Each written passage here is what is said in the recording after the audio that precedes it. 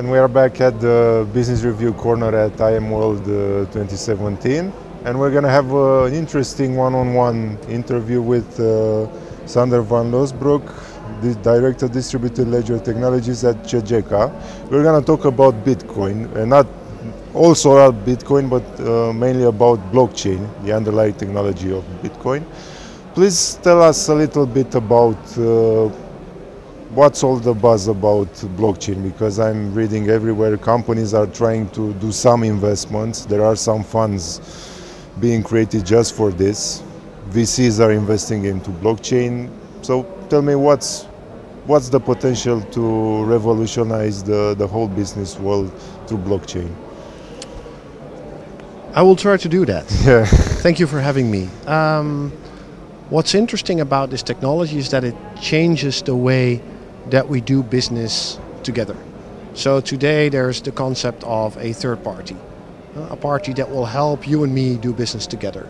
There's a bank that will host bank accounts for us.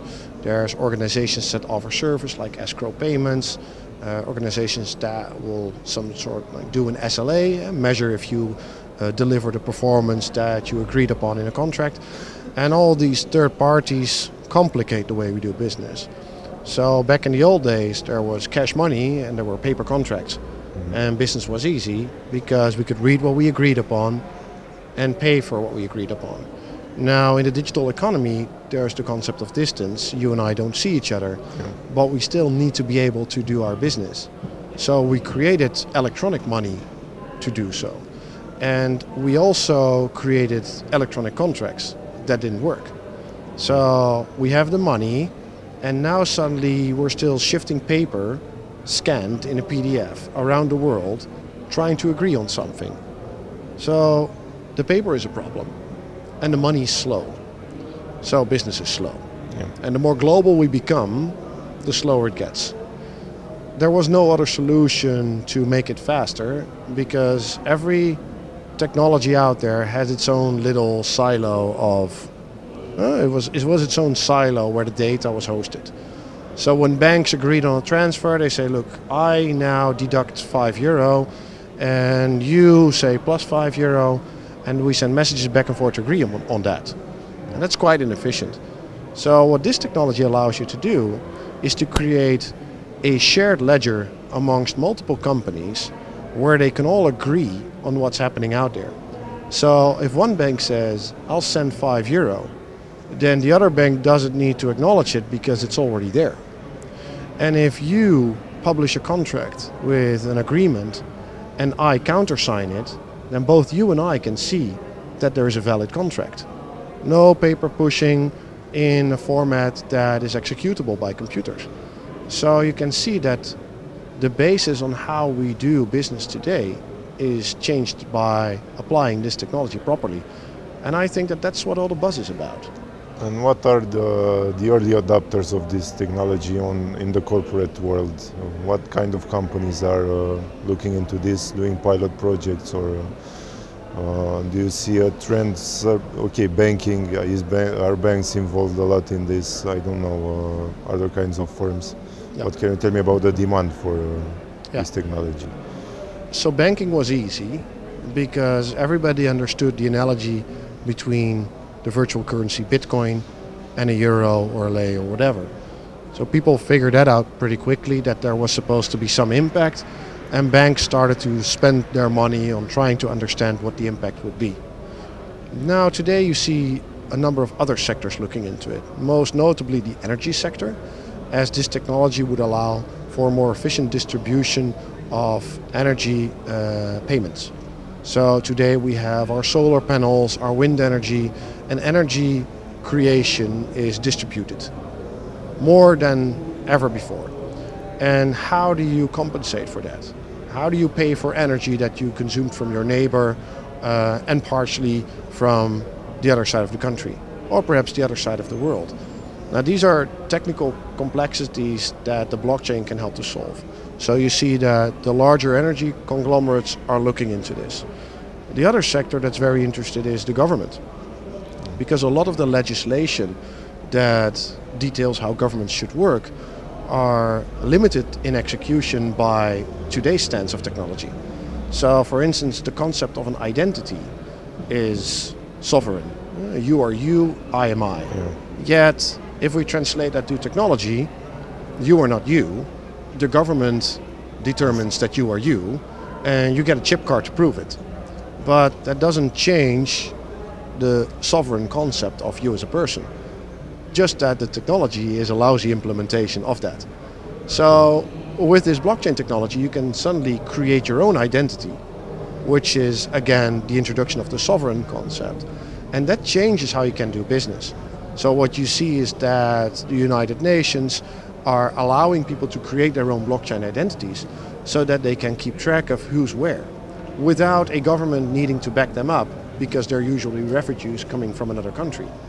So there's also the basis of simple permits, where you have to, in the Netherlands and in many other countries as well, the government has an obligation to share transparently what they're doing. So if I request a permit, the government needs to expose most of that information back to the public to show that they are granting the permit or denying the permit for the right reasons. Today that's a close to impossible task. But with this technology, they can do so transparently right off the bat. And I think that that's why governments are interested. Yeah, and I was reading this is blockchain could also be used to tackle corruption in Yes. the government level. I was reading something about this in Ukraine. I don't know if they developed it. It was also pilot project, something they announced. Yeah, but these pilot projects help people to understand what the impact is.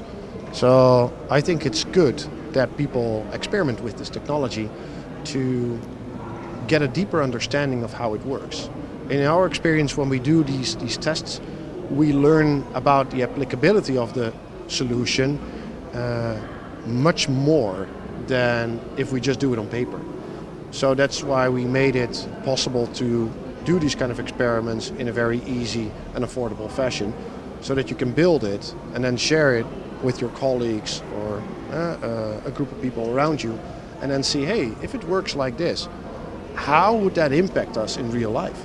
What would an identity do for us? What would it do if my electronic patient record was no longer owned by a doctor but owned by me, so that I could go myself to one hospital or the next? And those are radical changes in how we live our lives and how we do our business. And we need to understand a lot better how that will occur over time. And can you tell us a little bit about Cegeka's experience with blockchain, some projects or initiatives you have taken in this area? Yeah, we in the beginning, as many other organizations, experimented a lot with what blockchain technology could do in the financial sector, and we started off with trade finance, which was one of the cornerstones of our economy. A buyer and a seller, they want to create a transaction where they ship goods, exchange for payment, and they want to finance that transaction. And today that's a paper process going through banks, because back in the old days there was no internet. Yeah. So banks had close contacts with each other and they say, well, I'll help you to find the right exporter for these goods. Now there's internet, but there still wasn't a way to contract each other directly. So now with blockchain there is. And then the question is, how does blockchain impact that transaction today? And what we learned is that most projects tend to focus on automating the process that's there. But the real challenge to extract true benefits of this technology lie in redesigning the process. Because digitizing a paper process will only yield small benefits, because the process is already as efficient as it is, and just digitizing it will make it slightly faster. But some things cannot be sped up just by digitizing it. Sometimes you need to redesign. And we learned that in trade finance, but also when we dealt with pension funds and in the logistical sector, that the real benefits show when you redesign the process that you're trying to optimize. And that's where you see benefits that you wouldn't even consider before, such as when you do a trade and you have an authentic contract, then you can share that contract not only with one bank, but you can share it with multiple banks. And you can make these banks compete to offer financing. But why limit yourself to banks? because there's many other parties that have capital that they would like to invest in certain trades. Same goes for insurance. Instead of just taking on an insurance contract, buyer and seller can agree on such a contract and share that information together in such a way that they can both rely on it. And that list goes on and on and on. If goods are certified, that information doesn't end up at either one bank or the other. No, it ends up on a shared ledger where buyer and seller both know what a certified party has agreed on their behalf. So it changes the dynamics of business. And that was a very valuable lesson for us, because it taught us it was not about just the technology applied to what you do today, but it is about reconsidering how you do things today in the light of what new technology can do for you. And I have a question that I think that business owners might ask you, or might ask anybody which is who is talking about blockchain. How will it help me become more profitable? Is this one of the questions you get, or? Yeah, it's a question we hear a lot. When we talk to companies, the question is usually, what is my business case? And that business case is not always that easy to quantify. It is usually found in where they want to go to strategically and how they determine that their future success will look like. Blockchain is, in our opinion, not that suited to solve optimization problems, right? It's not a faster database. It doesn't work faster than however you store information today. It allows you to agree on information a lot faster, but that requirement is never to be found in existing solutions because they cannot offer the opportunity anyway. So the business case requires you to experiment and to figure out and to learn and understand what the technology does. And that takes a while. So that's why you see that we cannot readily provide an answer, but that also creates opportunity. Because we're now in the stage that people are starting to understand what the technology can do for a specific business sector and start to apply it, and therefore are able to reap the benefits themselves. And if people don't do that, then they'll just wait for a ready-made product to appear on the market based on blockchain technology. But then they cannot yield all the benefits from that because somebody else has made that product for them. Okay. So this is about entrepreneurship. And we ask our customers, how entrepreneurial do you want to be? Are you willing to incur first mover risks in order to achieve greater benefits and a bigger EBIT? And if the answer is yes, then together we can look at how their business is structured and where their growth opportunities are and how we can empower them with this technology. And if not, then we usually recommend them not to look at the technology that way and just see how we can help them to realize their goals that are more short-term focused. And when do you think that, or do you ever think that blockchain will reach critical mass or will become something that we use every day with our personal data, the data stored by the government, everything we have is decentralized somehow? When do you think this will happen, in the next decades, or do you have faster? I think that Gartner plotted it quite properly. Blockchain was not on their map in 2015, talking about the Gartner hype cycle. But in 2016, blockchain was at its peak. And now it's slowly past the peak of hype. And we're getting into this trough of disillusionment where we are wondering, what is a really good blockchain case? Where does this technology really shine? And it really shines in where you redesign a system so that you take a specific party out of it, which is not an easy task to do. And the other place where it shines is where you have developed complex structures to mitigate a lack of trust. So we have this example where people want to share data because the data combined allows them to create new learnings and to all benefit. But sharing the data itself is a business risk. So people don't share the data. Okay. And this technology allows them to become this proxy in the middle, where the blockchain can harvest specific data just for the purpose of doing analysis on it, and then also guaranteeing that the data is not used for anything else. So this is where you can see that the blockchain is enabling business that today is not possible or too expensive to execute. And these will be the first cases where the technology will break through. Okay, we're talking about the business, on the business side, but what about the governments around the world? Do you see them as being paying close attention to this technology? Are they interested in developing large-scale projects based on this, or is it too early for them to? They are already. Dubai is leading the game at the moment with their smart cities concept. I know that they are doing a lot of projects at the same time, varying from putting their fiat currency on a blockchain to creating a fully digital government. You see that Estonia, which has always been a European digital leader, is looking actively at the technology. They did a pilot with Nasdaq where they allowed residents of Estonia to vote with blockchain technology and the combination of their e-residency card. You see that countries like Singapore, China are looking at how to use this from a monetary perspective, but we also see the Bank of England playing a leading role in research regarding blockchain technology and adoption since 2013 already.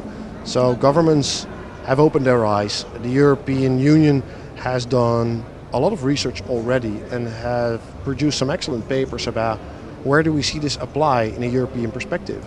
And you do not have to look any further than the subsidy systems that we have in the European Union that could benefit greatly from this technology, because then you could account for where money is flowing to. And now today we don't know. So I think it has a lot of interest, and that will only increase more and more over time. So, and do you think that blockchain has become more popular because of Bitcoin? Because everybody's talking about Bitcoin nowadays. We are investing in Bitcoin. Yeah. We don't know if it's going to crash or not. Do you see a link there? Yeah, I think that Bitcoin was, of course, the first, I would say, the first business case of blockchain technology. This is how I once explained it to a bank, and then they felt less uncomfortable working with it. Bitcoin is, it's a binary option, right? You can invest in it and it will go either up or down. It's difficult to predict where it's going to because there are so many factors influencing it, and because the capitalization of Bitcoin is still very small. So this most simplest of events will cause a great volatility in the value of the currency. Now that you see that China, for instance, is cracking down on Bitcoin exchanges, we can debate if that's a good thing or not, but you definitely see in the volatility of the currency that it has a direct impact. While if we look at a euro, for instance, the day-to-day changes in governments do not impact the euro on such a great scale. So Bitcoin is, I think it will be here to stay, as if it is a currency of value for some business cases. And it is very robust technology. It's an excellent testing ground to understand how this technology will change the way we do and transact with each other. And I believe it will find its place amongst other technologies and other implementations of blockchain out there. In what form or at what value, I think it's impossible to predict. So I won't be guessing. From what you are saying, okay, the future for cryptocurrencies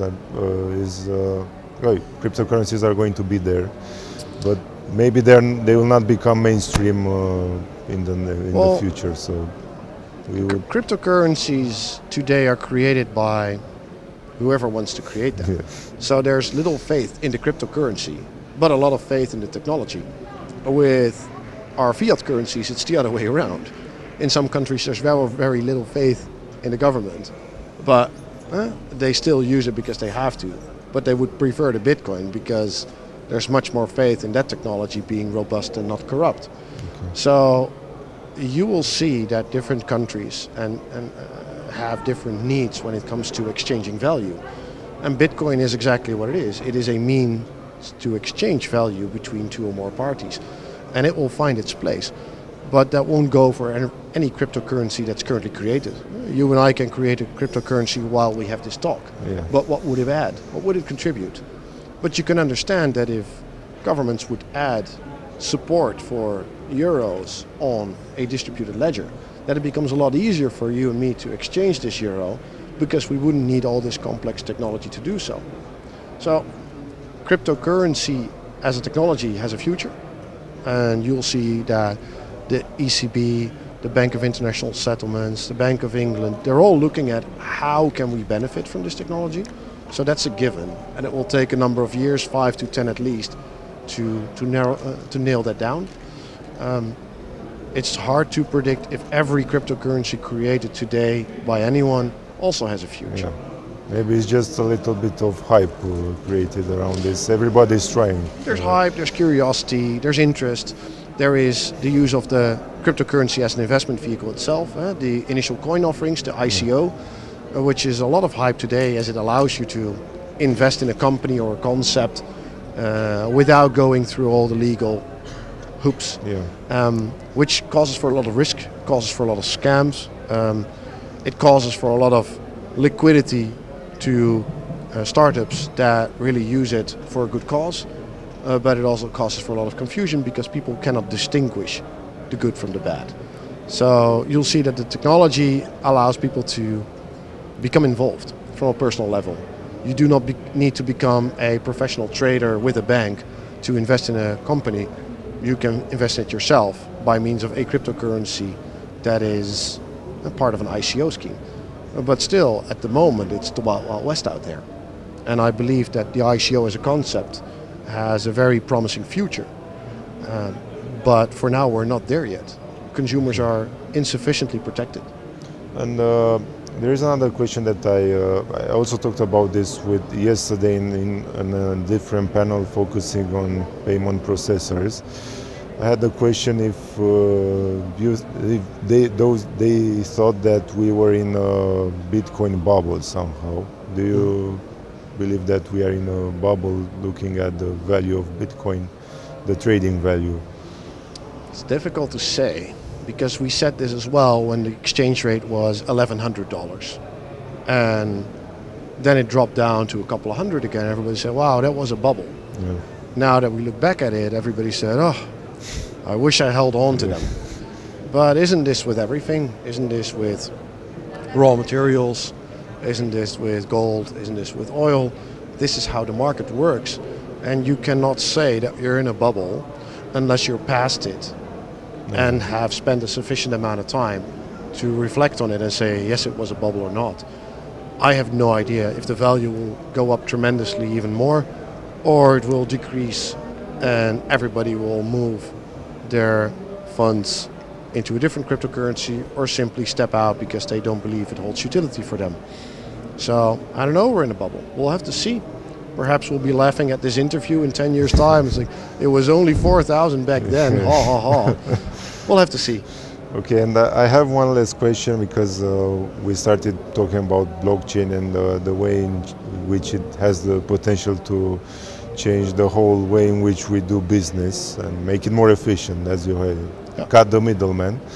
And what can you tell me about the skills of IT workers that have to develop this technology? Are universities training them to use blockchain at this moment? Are companies involved in their training? What kind of skills do they need going forward? Yeah. Today, developers that have strong web skills are highly appreciated in the blockchain community. So knowing Node.js, knowing Angular, knowing Java more and more for enterprise implementations of Corda and Hyperledger becoming more appreciated as well.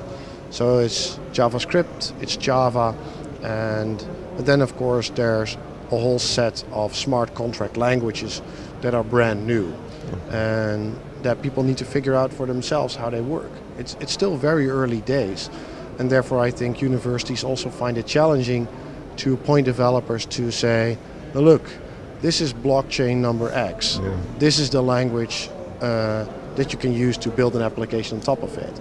So go and do that. But what you do see in the industry is that these platforms are maturing.